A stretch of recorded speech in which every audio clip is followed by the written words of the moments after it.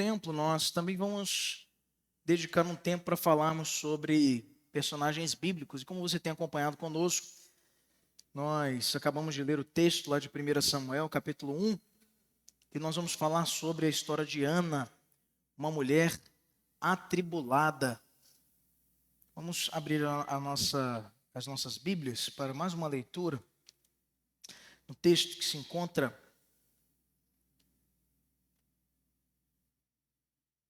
no livro dos Salmos, capítulo 128, nós vamos ler os versos de 1 até o verso 6.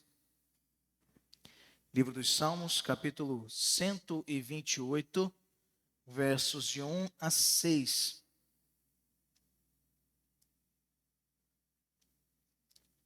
Salmo 128, de 1 a 6. Põe comigo na sua Bíblia. Bem-aventurado aquele que teme ao Senhor e anda nos seus caminhos. Do trabalho de tuas mãos comerás, feliz serás e tudo te irá bem. Tua esposa no interior de tua casa será como videira frutífera, teus filhos como rebentos da oliveira à roda da tua mesa. Eis como será abençoado o homem que teme ao Senhor. O Senhor te abençoe desde Sião, para que vejas a prosperidade de Jerusalém.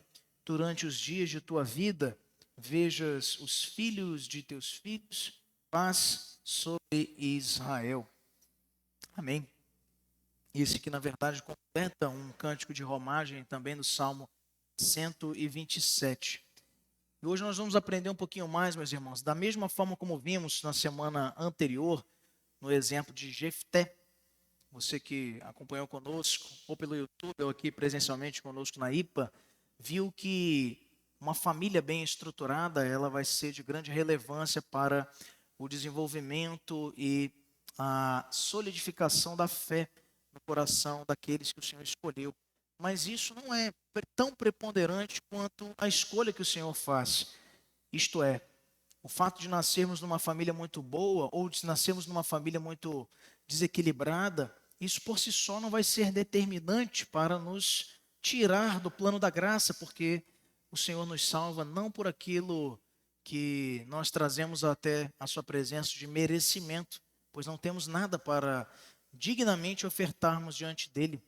Nós sempre estaremos em débito. Entretanto, o seu Filho pagou essa dívida por nós, então abrindo esse novo e vivo caminho para que tivéssemos com ele comunhão verdadeira, salvação e vida eterna. Aqui nós vamos falar de novo de exemplos dentro de uma família que podem ser também importantes na nossa vida atual. E muitos dos exemplos que você vai ver aqui relacionados a Ana, Eucana, Samuel, vão nos falar também sobre relações que de repente você já teve na tua vida ou ainda terá. O objetivo do nosso estudo de hoje, queridos, ele parte de 3 verbos que você já conhece: saber, sentir e agir. Nós primeiro precisamos saber, compreender melhor a vida de Ana, suas tribulações e as suas vitórias. Em segundo lugar, sentirmos confiança em Deus, o desejo de confiarmos a Deus todas as nossas desilusões, ansiedades e tristezas, que muitas vezes acabam tomando o nosso coração, como ali tomaram também de Ana, se deprimindo, se tornando uma mulher ansiosa e, como ela mesma fala a seu próprio respeito, uma mulher atribulada, quando ela se justifica perante o sacerdote Eli para que ele não pensasse que ela estava embriagada. Então ela diz: não é isso não, meu Senhor, eu sou uma mulher atribulada. E veja, da mesma forma, essa é uma afirmação muito triste, lamentável, de uma mulher que foi, no curso desse processo de entender a vontade de Deus, compreendendo que ela não deveria carregar isso consigo, e entregou diante do Senhor, fazendo com ele um voto. E também, diante dessa consciência de compreensão e de sentimento, nós vamos também ser desafiados a agir na vida cristã, para que, diante dos momentos de tribulação, nós possamos orar ao Senhor, entregando diante dele as nossas vidas, cumprindo também fielmente os votos feitos com ele. Mas bons votos, não como os de Jefté, como vimos na semana passada, votos precipitados, mas um bonito voto foi feito aqui por Ana, quando rogou ao Senhor que lhe concedesse um filho, e então esse filho seria consagrado para servir no templo. E também é um convite, essa história, para que nós testemunhemos a família toda sobre o poder de Deus para as nossas famílias. A família de Ana, de Elcana, Samuel, ela é bastante interessante. Você observa aí como o marido, Eucana, tendo duas esposas aí como uma consequência direta, veja, do período dos juízes. Israel ainda não tinha rei, Israel ainda convivia segundo as consequências das suas próprias decisões, e no finalzinho do livro de Juízes, você observa então que o povo fazia aquilo que lhe parecia bem, desprezando a lei do Senhor. Foi um período extremamente marcante para a história do povo de Israel, sobretudo diante das atrocidades que são narradas nesse livro. Como eu já citei em algumas oportunidades para você aqui na IPA, e situações que demonstravam claramente o distanciamento desse povo, e uma delas está aqui também no contexto do casamento. Há alguém que pense que na Bíblia, assim como também no Islã, se Deus havia uma complacência de Deus para que os homens tivessem diversas esposas e concubinas, quando na verdade nunca foi esse o projeto de Deus. Isso foi sendo empurrado na cultura de contato que eles tinham com povos pagãos, os cananeus, depois moabitas, outros povos ali, os filisteus. Então, esse contato exatamente influenciado e não influenciador foi conduzindo para Israel referências erradas, inclusive sobre adoração, e por isso se tornaram extremamente idólatras. Foi conduzindo impressões erradas para eles a respeito de família, por isso se tornaram poligâmicos, quando Deus sempre determinou que o casamento fosse monogâmico, desde o princípio foi assim, e dentre outras questões, até no aspecto comercial, eles sempre tinham em maior consideração a lei dos povos pagãos que adoravam a ídolos e rejeitando então que Deus já havia prescrito para que eles obedecessem quando os tirou da terra do Egito. Então esse período, só para te situar, de repente se você estiver confuso, é esse período de tempo, de alguns séculos, em que o povo ficou, depois de ter saído do Egito e conquistado a terra prometida, eles já estão na sua nação, na terra que Deus vos deu por herança, mas ali antes de terem um rei.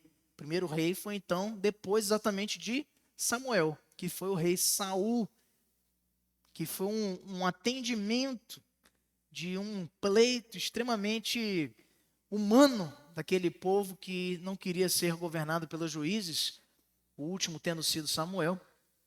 Então desejavam eles, como os povos, olha só, o pedido que eles fazem é exatamente nesse sentido. Dê-nos também um rei, como também os povos têm para governá-los. E eles estavam felizes e não sabiam. Felizes por um lado, mas sempre foi o projeto de Deus que fosse assim, para que o povo então tivesse nessa referência do rei a herança da promessa messiânica em Cristo, como o ocupante perene, eterno do trono de Davi. E dessas duas esposas, então, nesse contexto de poligamia, Eucana tinha uma esposa estéril, que não lhe deu filhos até então, que era Ana, e tinha uma outra esposa que já havia lhe dado 3 filhos, chamada Penina. E essa esposa, Penina, trazia muitas provocações para Ana, não é? Certamente fazendo pouco caso da sua condição de esterilidade ou de infertilidade. A gente sabe, meus irmãos, que essa é uma realidade, embora não seja na questão da poligamia, mas nós temos cada dia mais lidado com o divórcio no nosso país, é uma realidade, e muitas vezes por motivos fúteis, diga-se de passagem, e não é muito raro que uma ex-esposa, diante de inveja, ou então diante de uma situação, ou também, vale também para os homens, tenham esse relacionamento extremamente conturbado com os atuais cônjuges dos seus ex-cônjuges. São umas coisas muito difíceis de entender. Não do ponto de vista do motivo, que é o pecado. É o pecado que gera toda essa desestrutura, mas difícil de entender são as raízes, ou melhor dizendo, as justificativas que são dadas para esse tipo de relacionamento conturbado. No meu trabalho, eu já tive a oportunidade repetidas vezes de observar, chegando até o Poder Judiciário, situações extremamente resolvíveis no dia a dia de uma família e que chega para um juiz decidir quem é que vai cuidar da criança, qual é o valor da pensão, essas coisas que você já sabe.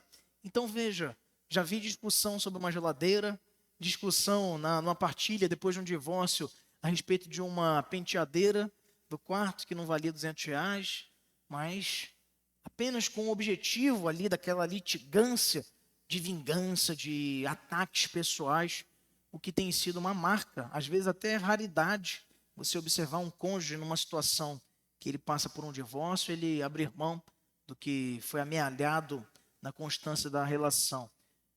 Isso não é de hoje. Se olhar lá para o tempo de Samuel, está aqui rixas familiares, intrigas dignas de filmes.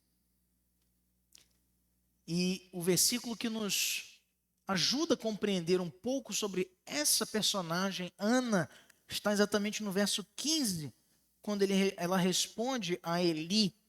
Porém, Ana respondeu: Não, Senhor meu, eu sou mulher atribulada de espírito, não bebi nem vinho, nem bebida forte. Porém, venho derramando a minha alma perante o Senhor. Nosso alvo, queridos, hoje, ao analisarmos essa história de intrigas familiares, conflitos, é percebermos que nós devemos apresentar os nossos problemas e lutas perante o Senhor. É Ele que nos capacita para que possamos vencer as dificuldades no temor de Cristo. Então, existe uma questão interessante sobre o Triângulo das Bermudas. Não sei quantas pessoas já ouviram falar nessa região, que é muito conhecida por perda de dados, de navegação, e por isso até mistificada. Uma região que, na verdade, tem uma incidência eletromagnética diferenciada no planeta, por uma questão da rotação da Terra e da incidência de radiação solar. Essa é a explicação. Mas não para as lendas urbanas da internet. Para as lendas urbanas da internet é um acesso para a terceira dimensão, essas bobajadas, quando tudo está ali explicado nesse contexto. Mas olha, esse espaço ali, triângulo, porque na sua cartografia se consegue formar essa forma geométrica do triângulo. É uma área de 13.900 quilômetros quadrados que fica no Oceano Atlântico e circundada pelo litoral sul da Virgínia, Ilhas Bermudas e as ilhas da Flórida. E essa região é acometida de vários tipos de acontecimentos chamados sobrenaturais. Foram constatados na história diversos desaparecimentos de aviões, de barcos, navios. Os Estados Unidos, segundo estimativas, já responderam a mais de 8.000 pedidos de ajuda próximos a esta área. Mais de 50 navios e 20 aviões já se perderam naquela zona durante o último século. Muitas teorias foram dadas para explicar esse fenômeno, como o mistério dos aviões e dos navios desaparecidos. Alguns dizem ser extraterrestres, mais fantasiosos, né? Outros vão dizer que são resíduos de cristais da antiga civilização Atlântida. O pessoal está assistindo muito o filme da Marvel, né, Edson?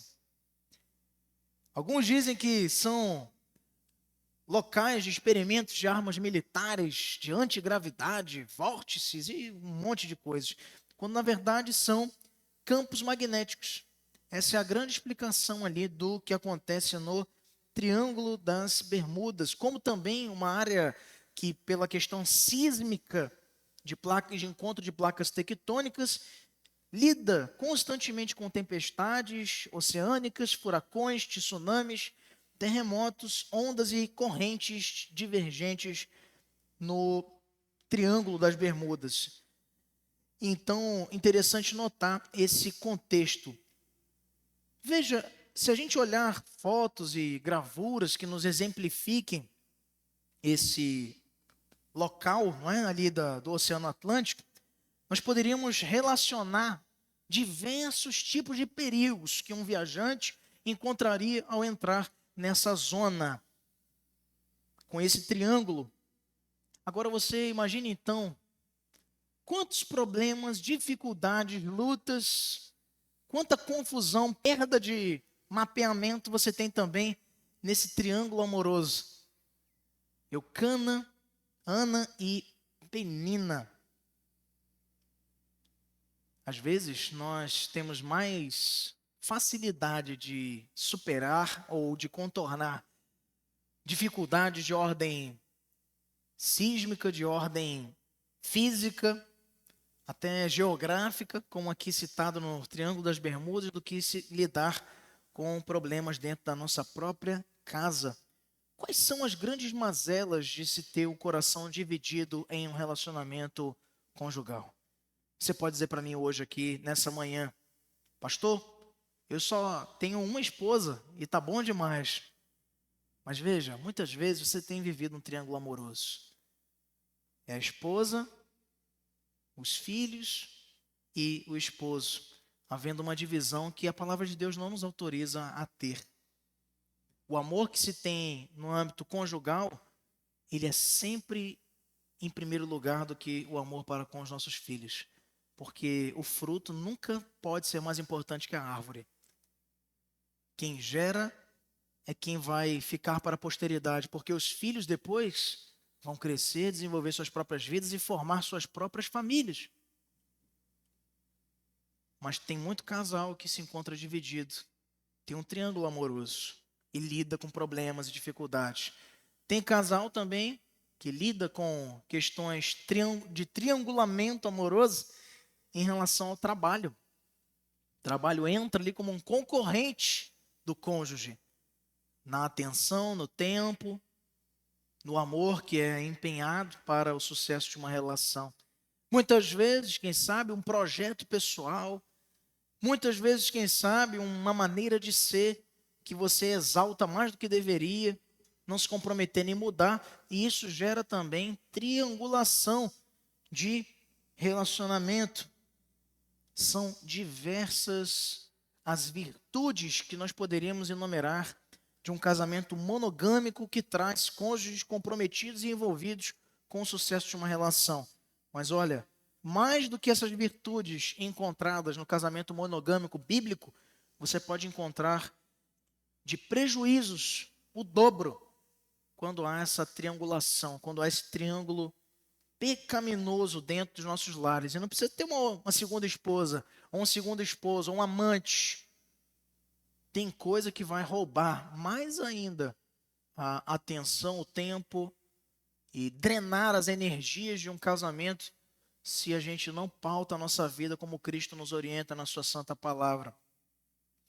Em Efraim, meus irmãos, vivia um homem temente a Deus chamado Eucana.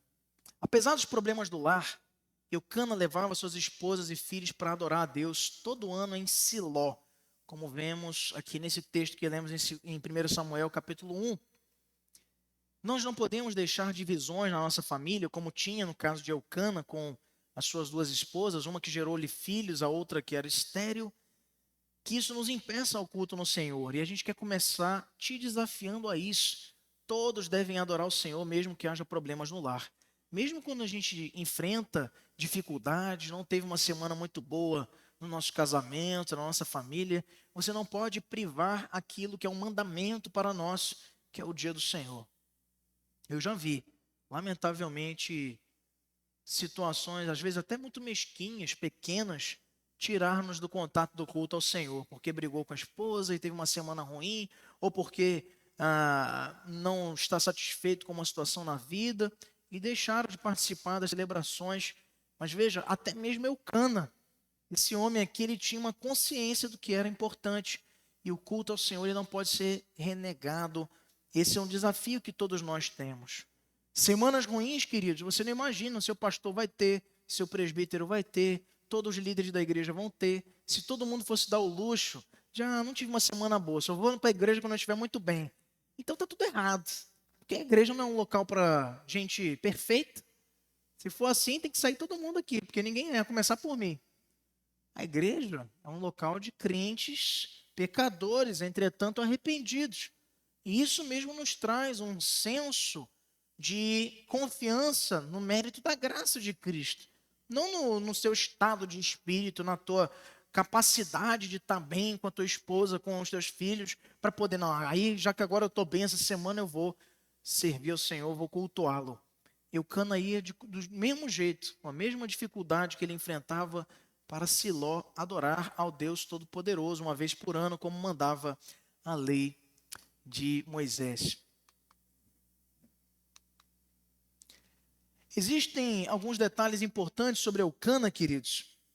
E ele veio de Efraim, como nós vimos, tinha duas esposas, Penina, que tinha filhos, e Ana era estéril. E Penina se tornou arrogante, e como vemos no texto, provocava Ana, que não podendo aguentar a sua infertilidade, a sua esterilidade, tornou-se uma mulher muito melancólica. Tornou-se deprimida, insatisfeita com a vida. Essa era a realidade de Ana. Por isso o título do nosso estudo de hoje, uma mulher atribulada. E Eucana, como marido, como um líder do seu lar, ele tinha uma tarefa difícil para manter a harmonia da sua casa. E a despeito desses problemas, levava suas esposas para adorar a Deus. Então, eu queria que você abrisse comigo a sua Bíblia lá em Lucas, capítulo 1, verso 25. Vamos ver o que o evangelista Lucas nos fala sobre esse conceito de infertilidade. Lucas 1, verso 25.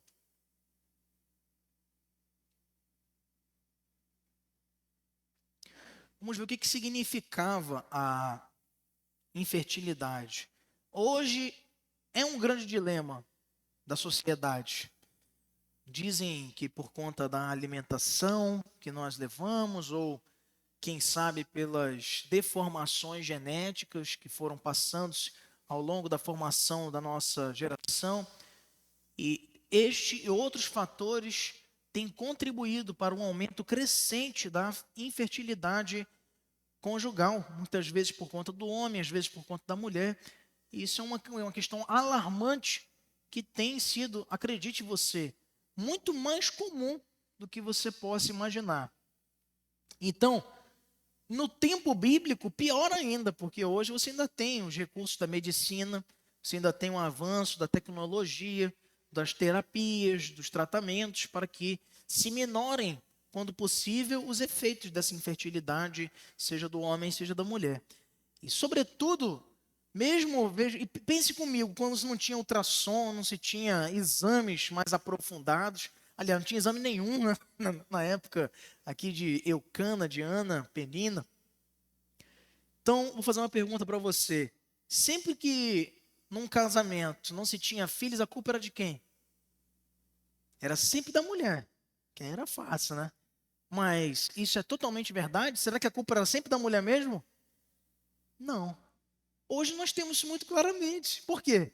Porque os especialistas vão se aprofundar em examinar a causa de um casal não conseguir ter filhos e vai descobrir, às vezes é o homem que tem baixa produção espermática, ou às vezes pode ser a mulher mesmo que tem algum problema relacionado à sua saúde uterina. São diversos motivos. O fato é que sempre se voltava para a mulher, mas é porque é um fato da cultura e da própria compreensão e valor que a mulher tinha em muitos ambientes bíblicos no Antigo Testamento. Lembrando que não era por ordem do Senhor.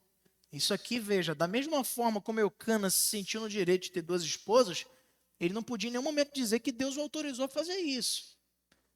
Como também a sociedade que discriminava muitas vezes a mulher, julgando-a como vergonhosa pelo fato de não ter um filho, como a gente vai ver aqui nesse texto, Lucas 1, 25, também não foi Deus que disse, olha, a mulher que não tiver filhos, ela tem que ser condenada, ela não tem mais direito a nada. Não, não foi Deus que orientou assim, foi a dureza do coração do próprio homem.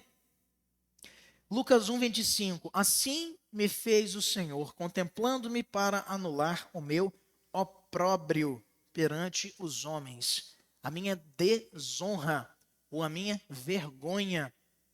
Não ter um filho, e aqui falando de Isabel, no contexto da narrativa do Evangelho de Lucas, era a prima de Maria, a mãe de Jesus, você nota qual era a qualificação ou melhor dizendo, entre parênteses, a desqualificação de uma mulher pelo fato dela não gerar filhos. E isso já nos explica muito sobre como funcionava a sociedade daquele tempo, muito objetivada ou visando o casamento apenas com uma finalidade. E ela não está errada, mas ela não é exclusiva. E esse é o grande problema. A multiplicação, a procriação é um mandamento divino. Entretanto, não é a única finalidade do casamento. Antes, ao gerar filhos é uma consequência de um amor, de um cuidado, de uma relação que Deus concede ali para o prazer do homem e da mulher. Isto é, para a sua felicidade no contexto de agradar e glorificar ao Senhor. Nós falávamos um pouco sobre isso aí ontem, nosso encontro de casais, muito abençoado que ocorreu lá na casa dos nossos irmãos Marpson e Jordana Velasco. Então, queridos, existem três coisas que nós podemos observar e examinar a respeito dessa história de hoje. A primeira são os atributos positivos no meio das tribulações. Na hora das tribulações, o crente é provado, é experimentado a demonstrar, a dizer ao que veio, a mostrar ao mundo como ele se relaciona e reage diante das situações difíceis que ferem o nosso coração, como aqui no caso de Ana. Não foi uma tristezazinha passageira, mas mesmo assim, esta mulher, ainda que triste, ainda que derramando uma multidão de lágrimas, ainda que com o seu coração pesado, sem entender o porquê desta privação que fazia dela uma mulher desonrada no seu ponto de vista e também da sociedade ao seu redor, ainda assim ela demonstra ser uma mulher temente a Deus, uma mulher amável, uma mulher que possui autocontrole e também uma mulher de meditação. Características que são elogiáveis e esperadas das verdadeiras servas do Senhor. Ana era uma mulher temente a Deus. Quando a gente lê o capítulo 1 de Samuel, como já lemos, nós notamos que o coração de Ana estava em paz com Deus. Nós não podemos duvidar em nenhum momento da sinceridade da sua oração ao Senhor, da sua confiança, da sua fé ou da força da sua consagração de vida. Aquela mulher, embora não compreendesse o porquê que Deus não havia lhe concedido esta possibilidade de gerar filhos, lembrando, a sua confusão, o seu entendimento era esse, mas nem se sabe se o problema podia ser até Elcana. Fato é, no seu casamento, ela não pôde gerar filhos por alguma razão que nós não sabemos explicar e que também o texto bíblico não nos diz. E isso trazia para ela um grande lamento, uma grande insegurança. Sobretudo porque, veja, já é difícil, Isabel, a gente viu aqui, se julgava desonrada, lá no contexto da nova aliança, em Lucas, capítulo 1, verso 25.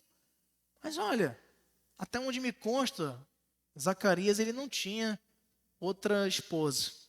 Posso estar errado. O texto bíblico não nos diz. O esposo de Isabel não tinha outra esposa.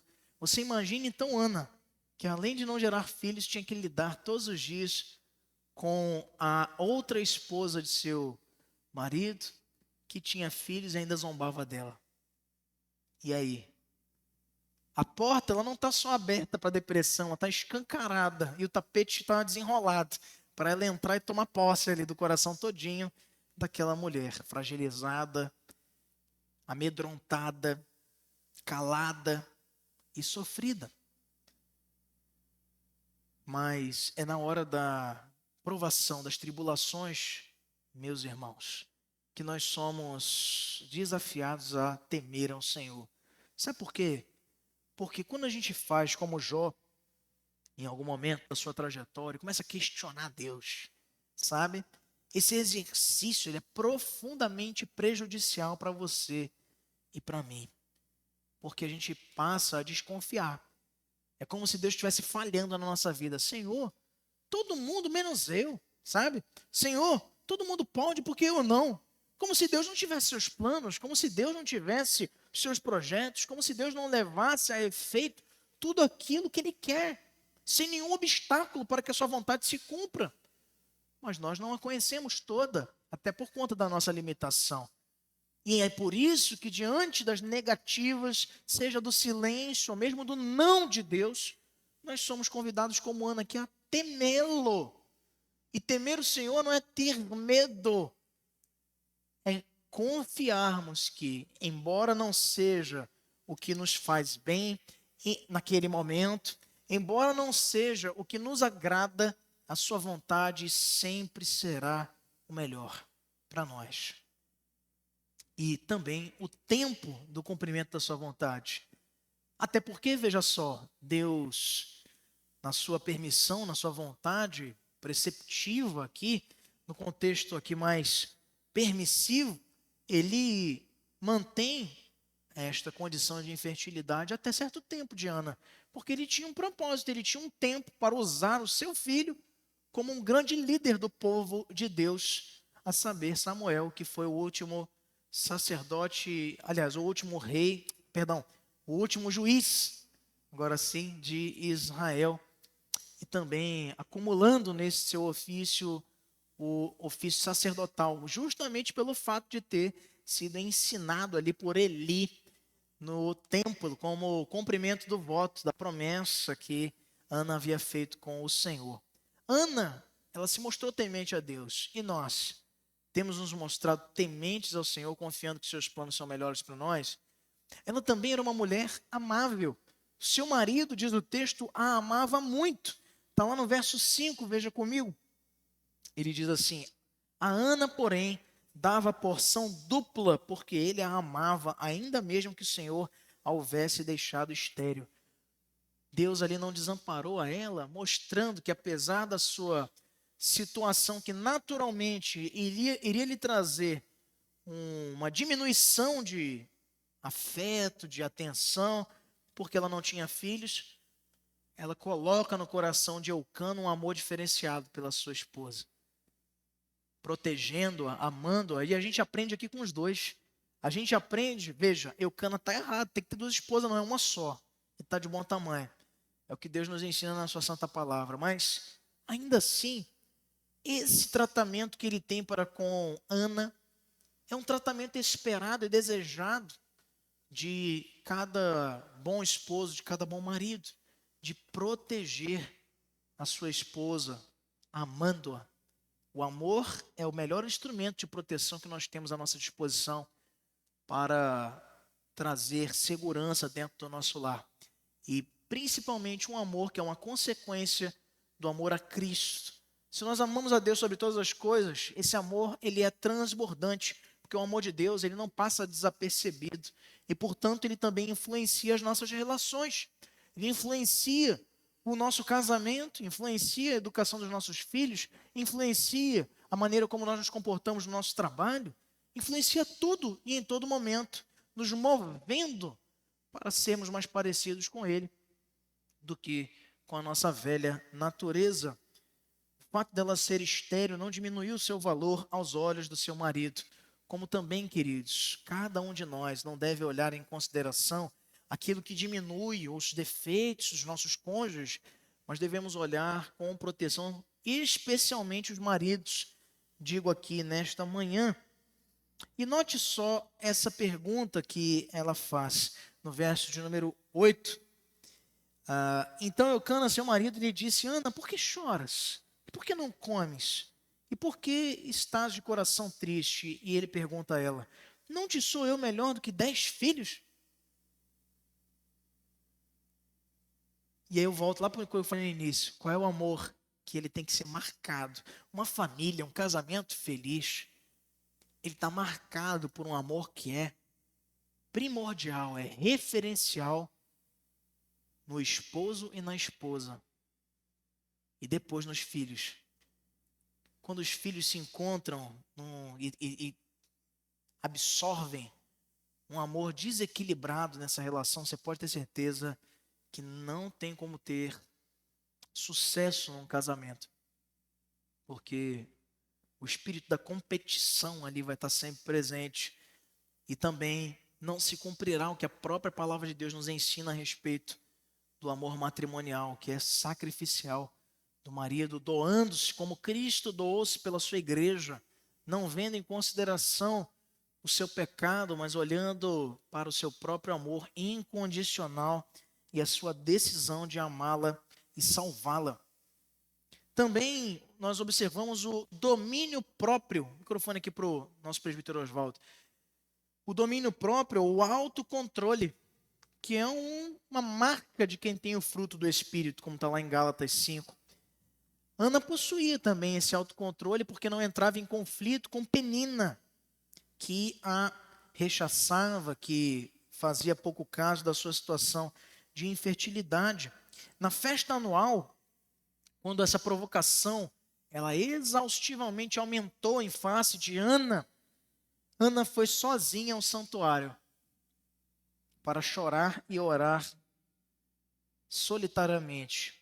E o sacerdote Eli a censura por pensar que ela estava embriagada, como está no verso 14. Mas ela responde a ele de maneira branda, abrindo seu coração ao sacerdote, ao servo do Senhor, dizendo a ele que ela estava com o espírito atribulado. Ela aceita a repreensão sem ressentimento, sem ficar tentando se explicar, sem reivindicar seus direitos. E ela responde de maneira branda. Por quê? Exatamente pelo primeiro ponto, porque ela era temente ao Senhor. Ela não estava respondendo por si ali, ela estava derramando o seu espírito na presença de Deus. É o que ela diz, inclusive. Venho derramando a minha alma perante o Senhor. Quando a gente é atacado, quando a gente é confrontado, não precisa ser por uma questão de infertilidade, de ausência da capacidade de gerar filhos. Pode ser em relação a muitas outras coisas. Quem sabe limitações que você tem de progredir na mesma velocidade que um parente, e você está o tempo todo sendo comparado. Ou um filho que desenvolve algumas habilidades mais do que outro, e a gente fica naquela eterna comparação. Que coisa terrível que os pais fazem muitas vezes nesse tocante. E aí, como tem sido para essa pessoa que sofre esse tipo de retaliação, esse tipo de discriminação, a reação? Quantas vezes você tem sido convidado a reagir de maneira vingativa, de maneira perversa, retrucando? É óbvio que você, como um ser humano ainda governado, muitas vezes, não sempre, porque agora nós somos novas criaturas, mas de vez em quando a carne toma um lugar um pouco mais marcante no nosso coração. E aí que se manifesta o governo do Espírito superabundando graça no nosso viver, nas nossas palavras, condutas e ações, para que nós não hajamos segundo os impulsos dos nossos pensamentos. Isso é domínio próprio, é controle. Ana aqui, ela era tripudiada. Ela passava por diversas humilhações dentro da sua própria casa. E embora seu esposo fizesse o possível para lhe proteger, ela não estava imune a ouvir as conversinhas, as piadas, as provocações de Penina, que ali espezinhava a sua paz. Mas ela nos ensina algo muito importante com a sua reação. Quando você está sendo discriminado, humilhado pelos homens, por parentes, E olha, geralmente isso acontece, como aqui no caso de Ana e Penina, dentro da nossa casa. Geralmente, você às vezes é muito respeitado no teu lugar de trabalho, às vezes você é muito respeitado pelos colegas, você é muito respeitado por parentes mais distantes, mas dentro de casa é onde a gente sofre as maiores humilhações. E é ali que nós somos experimentados por Deus para reagir da maneira certa. Ou melhor, não reagir impulsivamente. Reagir sim. Como que Ana reagiu? Ela ficou passiva? Ah, tá bom, vou fingir que eu não estou ouvindo. A gente ouve muito isso, né? Geralmente diz isso para nossos filhos quando chegam, né? Da escola. Olha, papai, estão... essa palavra que entrou na moda agora, né? Estão fazendo bullying comigo, aquela coisa toda. Finge que você não está ouvindo. Mas a reação de Ana nos ensina algo muito poderoso. Não é não fazer nada, é fazer a coisa certa. Que não é se vingar, não é retaliar. Fazer a coisa certa é o que, meus irmãos? Entregarmos diante do Senhor aquilo que tem nos afligido. entregarmos diante daquele que tem todo o poder para tratar o nosso coração e também aquele coração maldoso que tem nos afligido. Ele tem todo o poder, ele é o poderoso, todo poderoso Deus, Deus vive verdadeiro. Não tem nada muito difícil para o Senhor.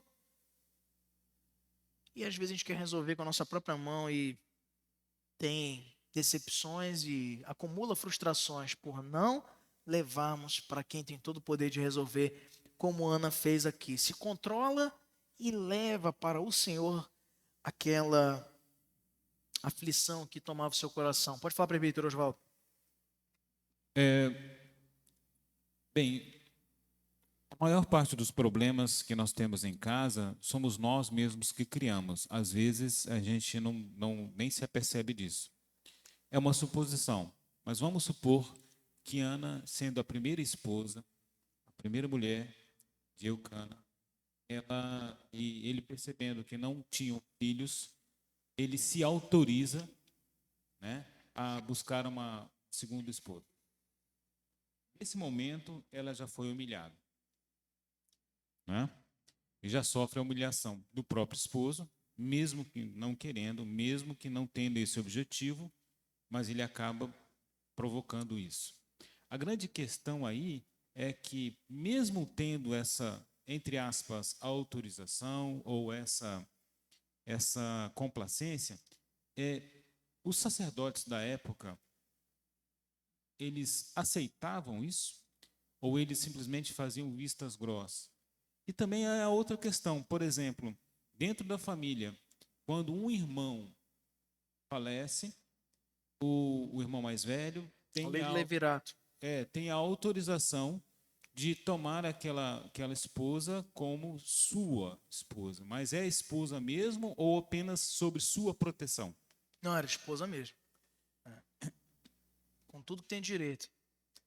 Mas nessa questão, tirando a dúvida, quem sabe pode ser até de outros irmãos, essas prescrições, inclusive relacionadas a divórcio, relacionadas a novo casamento, a hipóteses de poligamia, como aqui no caso de Eucana, você tem também na hipótese um bem mais lembrado que é Abraão, e depois Jacó também, que tem mais de uma esposa lá, sendo traído pelo seu tio / sogro Labão, e ele casa-se primeiro com Lia, que era a mais velha, depois ainda trabalha mais 7 anos para casar-se com a sua amada Raquel.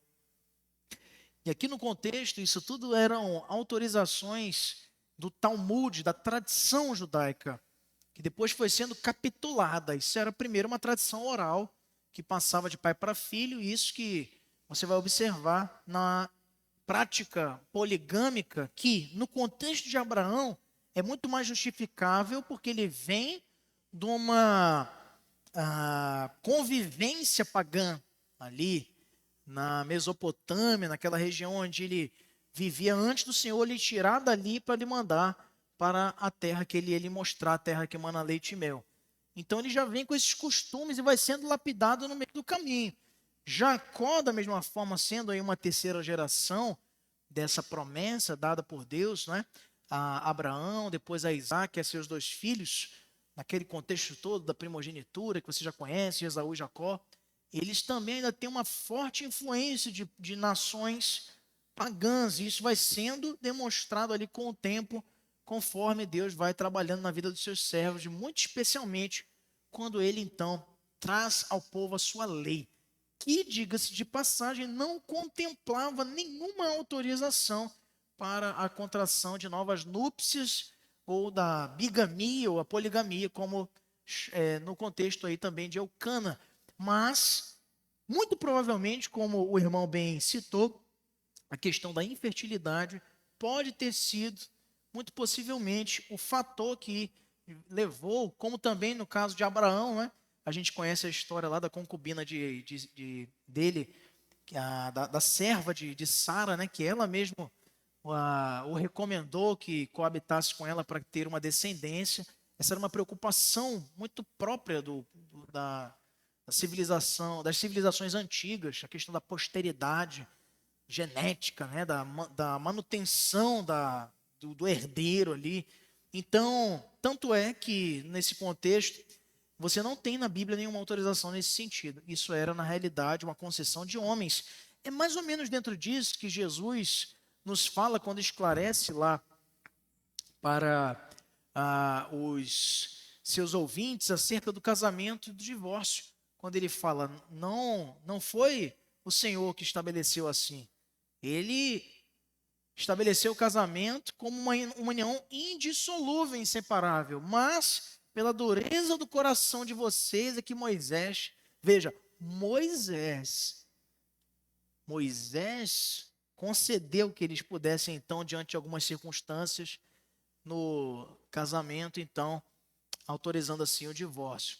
Mas existia uma consequência muito grande, por exemplo, já nesse contexto aqui, onde eles já tinham a lei e já tinham já muita tradição acumulada, não é, dos juízes, ele tinha possivelmente já a hipótese à sua disposição de divorciar-se de Ana, mas ele a amava, o texto nos diz isso aqui, claro. Então, para que ela não fosse repudiada e sofresse as consequências que uma mulher repudiada experimentava naquele tempo, ele decide casar-se novamente, mas isso também não deixa de trazer muito sofrimento para ela. E um quarto atributo que nós podemos ver é que Ana era uma mulher que meditava muito. A sua tristeza a obriga a pensar e a leva a uma comunhão mais íntima com Deus. E essa característica é evidente quando ela fala, por exemplo, em 1 Samuel 1, 15 e 16, e também no seu cântico do capítulo 2, uma mulher que conhecia as promessas do Senhor e o poder do seu Deus. Nos versos 15 e 16, ela diz: porém Ana respondeu, não, Senhor meu, eu sou mulher atribulada de espírito. Não bebi nem vinho, nem bebida forte, porém venho derramando a minha alma perante o Senhor. Não tenhas, pois, a tua serva por filha de Belial, porque pelo excesso de minha ansiedade, de minha aflição é que tenho falado até agora. Ela tinha meditado já na sua própria condição, um exercício deveras saudável para todos os genuínos cristãos. Fazer cotidianamente meditação sobre o que tem atribulado ao nosso coração. E no capítulo 2, nos versos de 1 a 11, ela vai falando então de um Deus que ela conhece. Ela vai no lugar certo e porque meditou nas Escrituras, ela tem condição de recorrer a quem pode realmente resolver o seu problema. Então orou Ana e disse: o meu coração se regozija no Senhor, a minha força está exaltada no Senhor. Minha boca se ri dos meus inimigos, porquanto me alegro na tua salvação. Não há santo como o Senhor, porque não há outro além de ti, e rocha não há nenhuma como o nosso Deus. Isso são salmos que ela está proclamando aqui em oração. Não multipliques palavras de orgulho, nem saiam coisas arrogantes da vossa boca, porque o Senhor é o Deus da sabedoria e pesa todos os feitos na balança. O arco dos fortes é quebrado, porém os débeis cingidos de força. Os que antes eram fartos, hoje se alugam por pão, mas os que andavam famintos não sofrem mais fome. Até a estéril tem 7 filhos, e a que tinha muitos filhos perde o vigor. O Senhor é o que tira a vida e a dá, faz descer a sepultura e faz subir. O Senhor empobrece e enriquece, abaixa e também exalta. Levanta o pobre do pó e desde o monturo exalta o necessitado, para o fazer assentar entre os príncipes, para o fazer herdar o trono de glória, porque do Senhor são as colunas da terra e assentou sobre elas o mundo. Ele guarda os pés dos seus santos, porém os perversos emudecem nas trevas da morte, porque o homem não prevalece pela força. Os que contendem com o Senhor são quebrantados. Dos céus troveja contra eles, o Senhor julga as extremidades da terra, dá força ao seu rei e exalta o poder do seu ungido. Então Eucana foi-se a Ramá na sua casa, porém o menino ficou servindo ao Senhor perante o sacerdote Eli.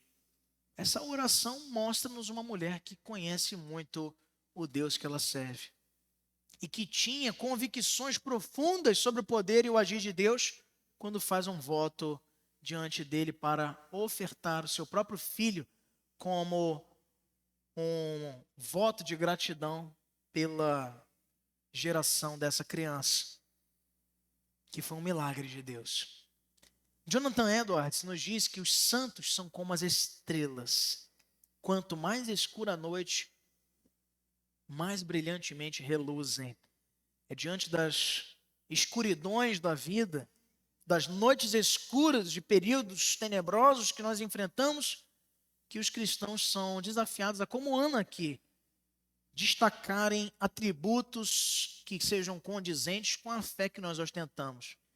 Isto é, temor ao Senhor, amabilidade, autocontrole e também meditação nas promessas de Deus. A tristeza de Ana a levou para uma comunhão mais íntima com Deus. Os seus problemas, você que me ouve nessa manhã e também depois no YouTube da IPA, seus problemas têm te levado para mais perto de Deus ou têm te levado para longe dele? Segundo lugar, queridos, nós vemos nessa história tão profunda e rica de Ana que um espírito atribulado gera bênçãos. Olha só, com essa tribulação toda que a serva do Senhor passava, Ana, ela aprende a orar, ela corre para o Senhor para expor os seus problemas. Ela orou com amargura de alma, é verdade. Mas a amargura da alma, ela vai sendo gradativamente adocicada pela oração. Nós aprendemos isso com Ana. Veja comigo na sua Bíblia em Hebreus, o que nos diz o autor da epístola, capítulo 12, verso número 15. Hebreus, capítulo 12, verso de número 15. Veja comigo o que nos diz o autor, citando exemplos da imitação de Cristo e nos ensinando algo muito importante.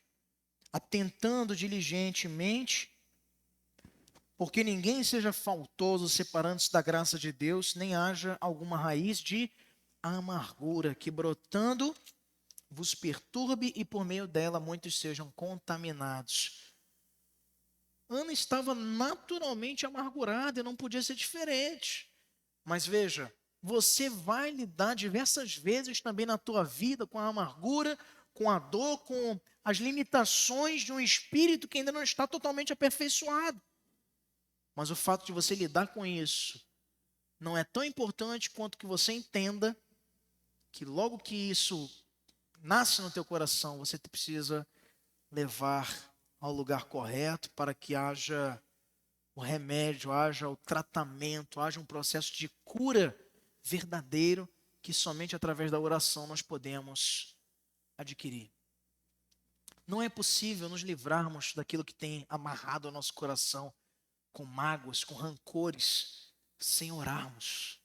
Eu vejo muita gente deprimida, muita gente açoitada por situações do passado, por traumas que experimentaram, por humilhações que têm recebido constantemente. Quem sabe você que está me ouvindo agora pode estar passando por uma situação exatamente igual ou pior do que a Ana enfrentou.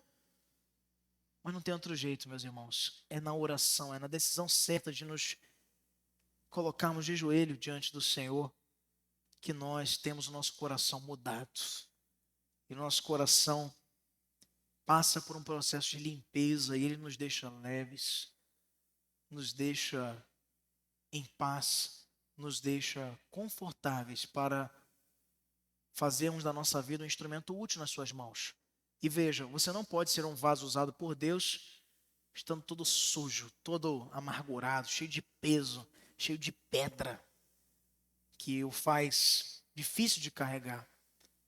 Não que Deus não pudesse fazê-lo, mas é para o teu próprio conforto que Ele nos convida a entregarmos diante dele as nossas aflições. Segundo, um espírito atribulado, além de nos ensinar a orar, de nos aproximar do Senhor, também nos ensina a renunciar a nossos direitos. Ana renuncia aos seus direitos, ela estava pronta a dedicar o seu filho ao Senhor. E isso nós vemos nos versos 24, 27 e 28. Primeiro, ela oferece um sacrifício. No verso de número 24 do capítulo 1, ela diz o quê? Vamos ver.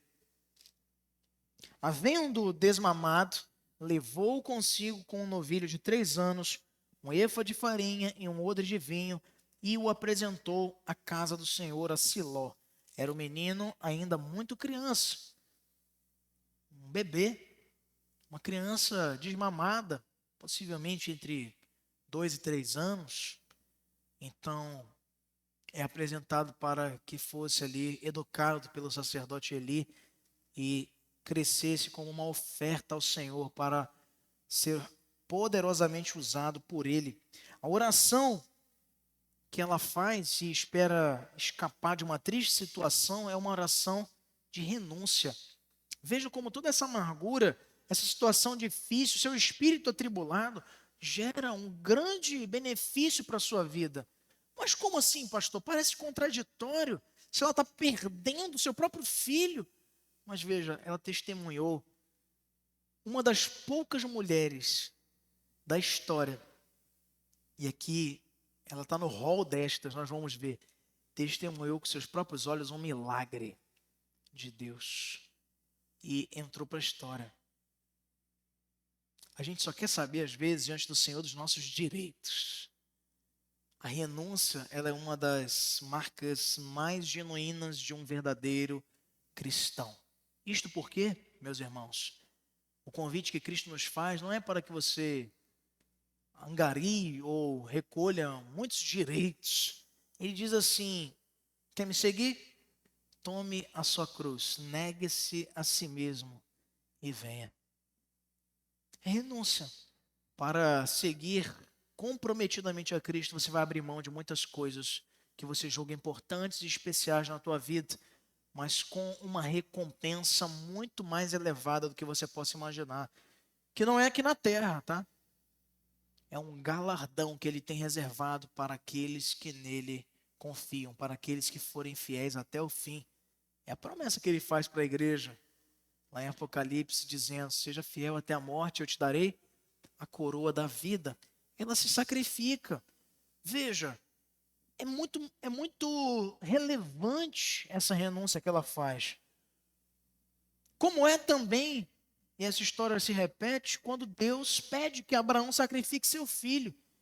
O filho da promessa, aquele que já em avançada idade, Deus o concedeu que tivesse, como já havia prometido por meio do anjo que vai lhe contar esta notícia. E ele, sua esposa ri, já estudamos aqui a história de Sara. Ana aqui, a coisa que mais afligia ela era o fato de ela não ter filhos. Era zombada por isso, caluniada, era maltratada pela outra esposa de seu marido. Então, ela diz: Senhor, se tu me deres esse filho, eu vou dar para o Senhor. Mostrando uma capacidade de renúncia que poucos tiveram na história, mesmo grandes servos de Deus. Segundo, ela demonstra gratidão a Deus por ter respondido a sua oração. E no verso 27, ela diz: por este menino orava eu, e o Senhor me concedeu a petição que eu lhe fizera. Sabe por quê? Porque um filho que nós pedimos não é realmente, nunca será nosso. A Ana só está formalizando aquilo que deve ser o desejo de todo bom pai e boa mãe. Eu não quero, meus irmãos, que daqui a 20 anos, 30 anos, 40 anos, a minha filha seja conhecida por ter todas as marcas minhas e da minha esposa. Isso não vale nada. Eu não quero que a minha filha seja conhecida por ter seguido o meu caminho, por imitar os meus exemplos. Eu quero que ela seja conhecida por ser uma discípula de Jesus, por ser uma serva do Senhor, porque ela não me pertence, ela pertence a Deus. E Deus vai fazer dela, se for essa a vontade dele, e nós oramos por isso. O que melhor é ele entender, usando ela para falar às nações, usando ela para ser uma serva devotada, usando ela para ser uma boa esposa, usando ela para ser uma maravilhosa mãe, ou quem sabe usando ela para ser um instrumento de graça onde quer que ela se encontre. É isso que vai fazer toda a diferença no futuro dela. Não é estar debaixo da aba do papai, porque essa nossa vida, meus irmãos, essas relações que nós temos uns com os outros, vai passar. Mas o pouco que a gente investe aqui para a eternidade é exatamente o que vale a pena. Essa pequena parcela chamada vida terrena que nós experimentamos é uma preparação, é um estágio para o dia que não terá fim, para a vida preciosa que Ele tem reservado no céu, nas moradas que nos tem preparado com o Pai.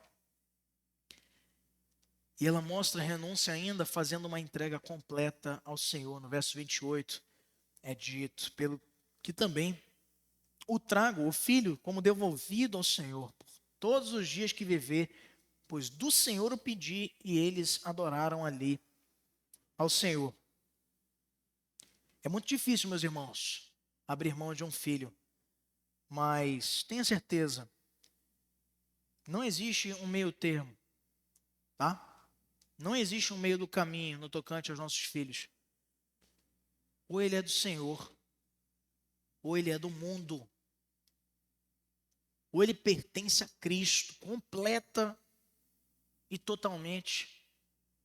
Ou ele não pertence, e o destino você já sabe qual será. Então aí fica um pouco mais fácil renunciarmos a isto, porque quando contemplamos o resultado disso, que o Senhor já nos assegura na sua palavra, nós entendemos que dedicar os nossos filhos na sua obra é, na realidade, o maior investimento que nós podemos fazer por cada um deles. Veja só que e além disso, ela ainda aprende algo mais. Você, pai ou mãe, tem se disposto a entregar seu filho para o serviço do Senhor? Eu vejo pais, às vezes, poupando seus filhos. Não se comprometa muito, não sei o que, você tem que fazer faculdade, você tem que fazer isso e aquilo. Eu fiz tudo isso. Fiz duas, inclusive, pós-graduação. Mas com meu coração sempre consciente do Salmo 84, quando diz que um dia aqui vale mais do que 1000 em outro lugar. Sabe onde eu mais aprendi sobre a vida? Nesta EBD. Sentado aí como vocês, e Deus me capacitando para hoje estar aqui ensinando. Sendo, na realidade, uma ovelha que é destacada com um chamado especial, mas tão miserável e pecador como qualquer um de vocês. Entretanto, meus irmãos, nenhuma faculdade me ensinou, nenhum diploma de graduação e de pós-graduação me ensinou o que eu aprendi aqui, porque o que eu aprendi aqui não vai perder seu sentido depois que partirmos dessa vida para a eternidade. Os conhecimentos que você reúne para os teus filhos, para a tua casa, para a tua vida aqui, vão transcender para a eternidade, onde lá também vão fazer todo sentido, vão ter propósito. Direito não vai fazer muita diferença. Teologia não vai fazer muita diferença também na eternidade. Mas amar o Senhor sobre todas as coisas vai fazer toda a diferença na eternidade. Porque sem isso, nem chegar lá nós poderemos, porque será esta uma evidência de que nós não fomos alcançados pela obra salvadora dele em nosso favor. Diante disso, você tem se disposto a entregar seus filhos ou você está os poupando? Não vou soberbar muito. O nenenzinho da mamãe, o nenenzinho do papai, não pode trabalhar muito na igreja, senão ele vai se cansar. E você espera fazer o que na eternidade? Pedir uma folga para Deus? Pedir férias? Vamos entregar nossos filhos ao Senhor. É muitas vezes difícil de compreender. Agora você imagina Ana aqui nesse episódio bem marcante que nós estamos examinando nessa manhã. Se ela o fez, ela que não tinha filhos, imagine você, quanto é proveitoso, e isso vai se revelar na própria vida de Samuel também, tomar essa decisão. Ela também tem no seu espírito atribulado a geração de outras bênçãos, ela aprende a ter fé. Verso 17 diz que assim que Eli lhe disse, vai-te em paz, e o Deus de Israel te conceda a petição que lhe fizeste. Ela aprende muito a respeito de Deus também, isso você vê na oração que nós acabamos de ler no capítulo 2, ela se alegra no Senhor e não no seu filho. Meus irmãos, João Calvino dizia que tudo que tira do nosso coração a centralidade de Cristo é potencialmente um ídolo. Tudo. Inclusive os filhos. Inclusive os filhos. Tem muita gente que se diz crente, mas que não adora a Deus. Adora filhos. E Deus não chamou os pais para adorarem seus filhos. Ao Senhor teu Deus adorarás e só a Ele darás culto. Filho não é para ser adorado, filho é para ser protegido, cuidado, amado. Mas Ana, quando ela canta, se alegrando no Senhor, porque viu diante de seus olhos um milagre acontecer, ela não fala, louvado seja Samuel. Ela se regozija no Senhor, o seu Deus. Ela reconhece a santidade desse Deus, a suficiência que ela tem nesse Deus, a providência desse Deus que tudo nos dá, apesar de não merecermos. Ela reconhece essa providência, ela reconhece a graça do Senhor, isto é, um favor imerecido. E ela reconhece a fidelidade de Deus, que é um atributo de quem Ele é, fiel. O que Ele promete, Ele cumpre, se é assim a vontade dEle. O espírito atribulado, quando nos aproxima corretamente, como aqui aconteceu com Ana, tem muito a nos ensinar sobre quem Deus é. Que é geralmente no meio das tempestades, das noites escuras da vida, que você aprende muito sobre quem Deus é. Mas não tem, veja só, não tem como você aprender sobre Deus estando longe dele, vendo só a distância. Como um simpatizante de Deus, não vai aprender nada dele. Para você aprender sobre Deus, você tem que ter experiências com Ele, você tem que ser ensinado por Ele e caminhar ao lado dele. É assim que você conhece seus amigos? É assim que você conhece a sua esposa? É assim que você conhece os seus próprios filhos? Se não convive, não vai conhecer também. Não tem perfil no LinkedIn, no Facebook, que você, conheci tudo sobre Deus. Tem a sua palavra. Aqui nós conhecemos. E andando junto dele. Para nas tribulações aprendermos mais, como Ana, a respeito de quem Deus é. R.C. Sproul, ele nos fala sobre isso, dizendo que a provação é a oficina onde Deus molda os seus filhos à imagem de Cristo. A provação é um ambiente profícuo para o nosso crescimento. E não pode ser desprezado, não deve ser objeto do teu murmúrio, da tua reclamação. A provação deve ser objeto da nossa resiliência e confiança de que Deus tem trabalhado para nos amadurecer. Qual tem sido o seu conceito a respeito de Deus? Você está pronto para ter nele a sua principal fonte de alegria? Ou tem sido as coisas que você conquista com a tua mão? Teus bens materiais? O que tem marcado tua alegria? O Senhor? Suficientemente? Exclusivamente? Você tem Sara, você tem Rebeca, você tem Raquel, você tem a mãe de Sansão, você tem Isabel, você tem Ana. Ana, com a sua experiência, ela entra aqui num rol de seletas mulheres que na Bíblia, apesar de estéreis, tiveram do Senhor a contemplação desta promessa da geração de filhos. Foi assim com Sara, já com avançadíssima idade. Rebeca, a esposa de Isaac, foi também com Raquel, foi com a mãe de Sansão, que também fez voto diante do Senhor, foi outro juiz de Israel. Foi assim com Isabel, foi assim também com Ana.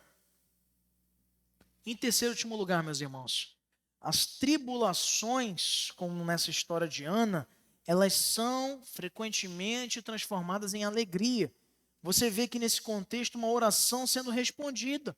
Da mesma forma foi com Isabel, da mesma forma foi com Rebeca e também com outras mulheres estéreis da Bíblia. Deus é um Deus pessoal, nós falávamos sobre isso ontem no nosso encontro de casais. Ele responde às nossas orações. Agora veja, nem sempre como você quer. Agora ele responde.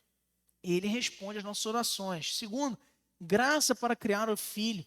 Ana recebeu a incumbência de criar um filho para ser profeta em Israel, também sacerdote, também um juiz. E Samuel se torna um tipo de Cristo, que acumularia dentro da sua obra redentora esse tríplice ofício. Ele que foi tanto rei, por direito do trono de Davi, também sendo ele o sacerdote perfeito, e também ele sendo perfeito, porque ele não precisava nem de oferta, ele mesmo era a oferta que limparia o pecado dos eleitos. E também era profeta, falava com a autoridade que era sua. muito maior do que todos os demais no contexto da história do povo judeu. Também essa tribulação de Ana é transformada em alegria porque é gerado no seu coração poder para louvar ao Senhor, como nesse lindíssimo cântico repetido em Salmos que nós lemos em 1 Samuel 2, de 1 a 10.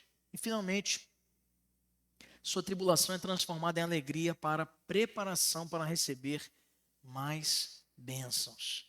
Depois de Samuel, a Ana ainda teve mais 3 filhos e mais 2 filhas. E Deus a honrou. Ela era estéril. Mas ela disse: Senhor, esse filho é do Senhor. Ele vai servir na tua casa. E Deus abriu a fertilidade, abriu o ventre da sua serva, para que ela ainda fosse fértil outras vezes mais, multiplicando assim a alegria, tanto no seu coração, como também certamente da sua família.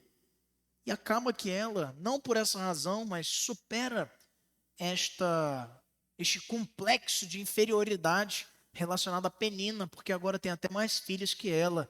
E nesse contexto a Bíblia nos orienta, nos ensina, meus irmãos, que não existe essa de eu estou no palco e você está aí, agora você vai chorar de inveja porque Deus me deu as bênçãos. Não. Ela continua convivendo com Penina. Qual é a moeda que nós temos usado para retribuir o mal que tem sido impingido em relação a nós? As flechas envenenadas que chegam à nossa conduta, aos nossos problemas, você tem respondido ou você tem seguido como a palavra nos orienta, como Paulo nos diz em Romanos, vencendo o mal com o bem. Deus nos prepara diante das tribulações para sermos ainda mais abençoados.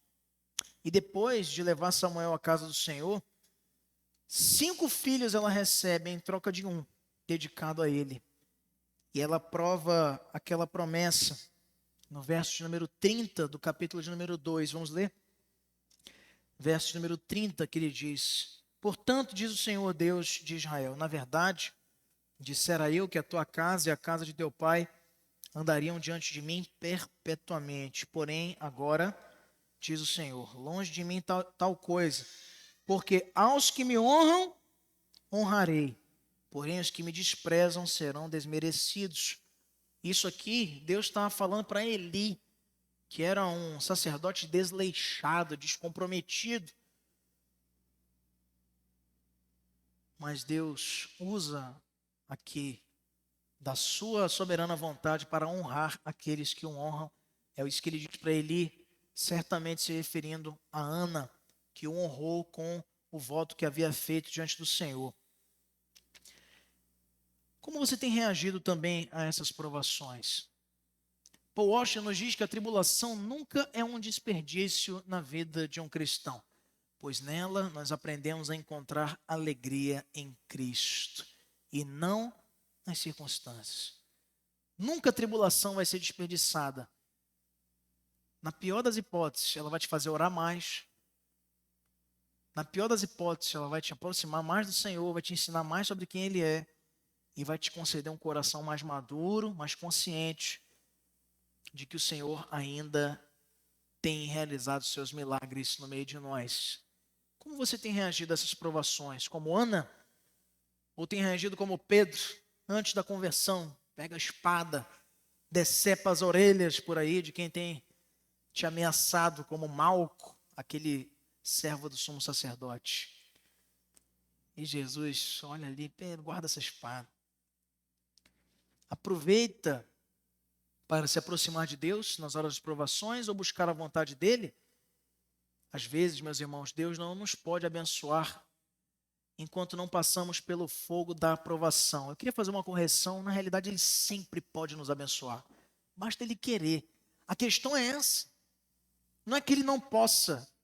Às vezes Deus não quer te abençoar enquanto você não passar por uma tribulação, porque aí você vai saber valorizar e entender essa bênção que Ele quer te conceder. Pode ser um filho, como aqui no contexto de Ana. Pode ser um emprego, uma situação de dificuldade que você está precisando. Pode ser crescimento espiritual, santidade. Tudo que Deus quer nos conceder e quer também que nós tenhamos consciência do que nós estamos recebendo. E a tribulação é uma das ferramentas que Ele mais usa para essa finalidade. Conclusão, queridos. Nós poderíamos resumir a história de Ana como uma vida transformada pela oração. Uma vida piedosa diante de Deus passa inevitavelmente por tempos de escassez, de fartura, tempos de tristeza, de alegria. E Ana nos ensina uma lição muito importante que o apóstolo Paulo escreveria centenas de anos depois e que a gente viu domingo passado na nossa série de pregações sobre Filipenses 4. Vamos ler todos juntos? Estar humilhado, como também ser honrado. De tudo e em todas as circunstâncias já tenho experiência, tanto de fartura como de fome, assim de abundância como de escassez.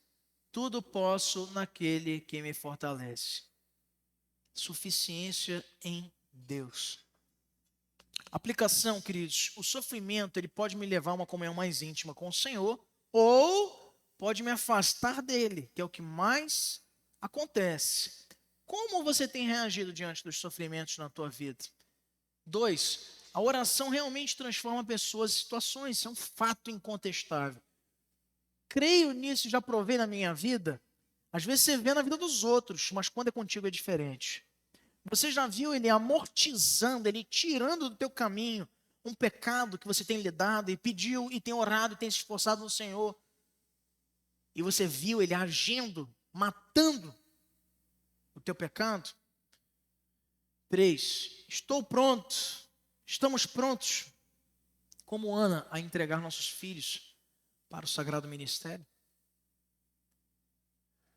Essa função sacerdotal, a qual Samuel é ensinado ali como um cumprimento desse voto, hoje se assemelharia exatamente ao ministério.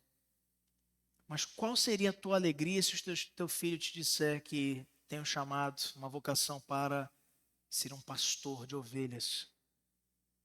Muitos pais ficariam desolados, tristes, quando deveria ser grande o regozijo no Senhor, nos nossos corações, como foi aqui com Ana também. Pois não existe função mais abençoadora nas nossas vidas que a de servirmos ao Senhor. Não precisa ser no ministério necessariamente como um evangelista, como um servo do Senhor, uma serva do Senhor, trabalhando na sua casa, se dispondo para o que precisar. E Deus certamente há de nos beneficiar com uma multidão de bênçãos espirituais nas regiões celestes em Cristo Jesus. Que Deus nos abençoe, meus irmãos, que nós possamos refletir nesses exemplos, como aqui no exemplo de Ana, sobre a importância da oração. Vamos ficar de pé. Você que nos acompanhou aí no YouTube da IPA, fica convidado desde já para partilhar conosco desse tempo de aprendizado aqui nas nossas escolas bíblicas dominicais, todo domingo na IPA, às 9 horas da manhã.